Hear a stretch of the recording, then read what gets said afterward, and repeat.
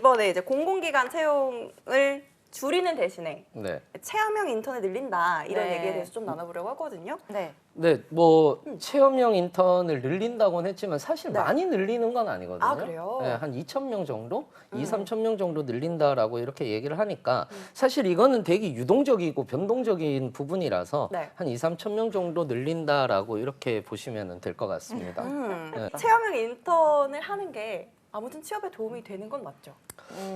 취업에 도움이 된다라고 얘기를 했을 때는 저는 세모 정도라고 얘기를 하고 세모. 네, 그러니까 네.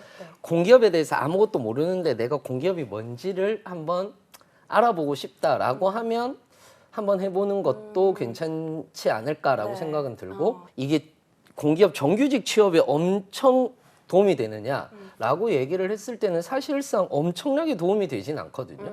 왜냐하면 그 시간에 저는 필기 공부를 더 하라라고 얘기를 어하. 하는 편이라서 뭐 물론 이제 필기 시험에서도 이제 들어가는 경우들이 있는데 보통은 다 우수 인턴자들만 들어가는 경우들이 더 네. 많고 네. 필기 가산이라든지 이런 것들이 있는데 필기 가산보다는 그냥 한두 문제 더 맞추는 게 더 낫지 않을까라고 생각을 하고 그다음에 엄청나게 뭔가를 배울 거라고 생각을 하시는데 사실상 엄청나게 뭔가를 안 배워요.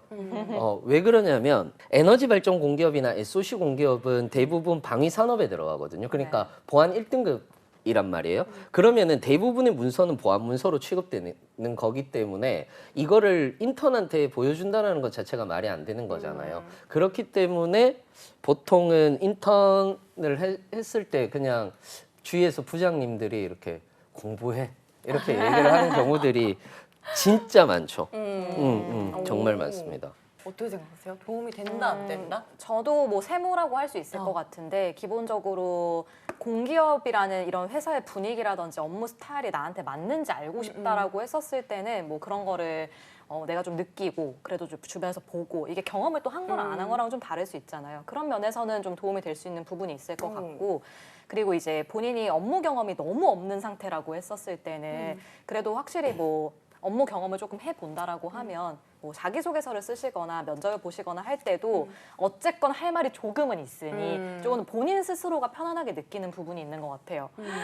근데 사실 이렇게 준비하는 사람 입장에서는 취업을 준비하는 사람 입장에서는 그 활동이 얼마나 나한테 많은 교훈과 어떤 네. 정보를 주냐를 떠나서 네. 스펙적인 부분 때문에 하는 경우가 많잖아요, 그쵸, 사실. 그쵸. 네. 네. 그렇죠. 그럼 이거를 추천하는 사람 네. 어떤 사람한테 좀 추천을 하세요, 보통은?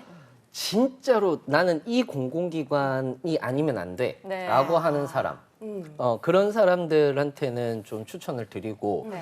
특히 이제 건강보험공단을 네. 들어가려고 하시는 분들 같은 경우는 저는 개인적으로는 추천을 드려요. 네. 왜냐하면 거기에서 우수 인턴이 되거나 하면은 1차 서류가 통과가 되기 때문에 뭐 그렇게 되면은 토익 점수라든지 이런 것들은 없어도 되니까 네. 그래서 이제 추천을 드리기는 하는데 엄청나게 업무 경험을 쌓겠다라고 생각을 하고 들어가실 필요는 없을 것 같고 스펙 때문이다라고 얘기를 했을 때는 진짜 건보 LH 정도 말고는 저는 그렇게 크게 추천드리진 않는 편이에요. 네.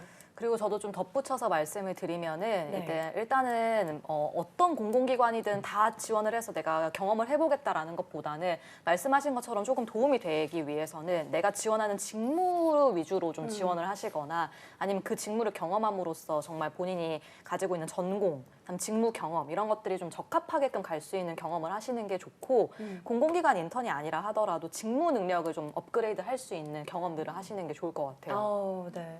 잡스 101 매일 오후 5시 유튜브 채널에서 만나요.